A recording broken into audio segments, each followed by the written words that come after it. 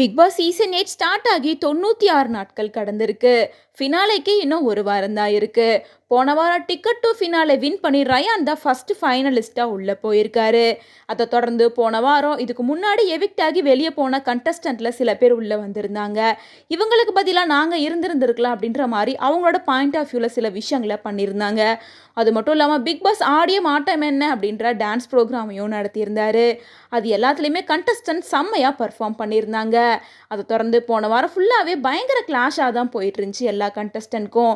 மேலும் ரொம்ப விறுவிறுப்பாக போச்சு அப்படின்னே சொல்லலாம். இதை தொடர்ந்து இந்த வாரம் டபுள் எவிக்ஷன் இருக்குது அப்படின்ற விஷயம் எல்லாருக்கும் தெரியும். அதன்படி இப்போ ஃபர்ஸ்ட் எவிக்ட் ஆகி வெளியே போயிருக்கிறது யார் அப்படின்னு பார்த்தோம்னா அருண் பிரசாத் தான். அருண் பிரசாத் தான் எவிக்ட் ஆகி வெளியே போயிருக்காரு அப்படிங்கிற விஷயத்த பிக் பாஸ் சீசன் 7 கண்டஸ்டன்ட் ஐஷுவோட அப்பாவான அஷ்ரஃப் தான் கன்ஃபார்ம் பண்ணியிருக்காரு. சாட்டர்டே எபிசோட்ல அருண் எவிக்ட் ஆகி வெளியே போயிருக்காரு. அதை தொடர்ந்து சண்டே எபிசோட்ல யார் எவிக்ட் ஆகிறதுக்கான வாய்ப்பு இருக்கு அப்படிங்கிறத கமெண்ட்ஸ் மூலமா ஷேர் பண்ணுங்க.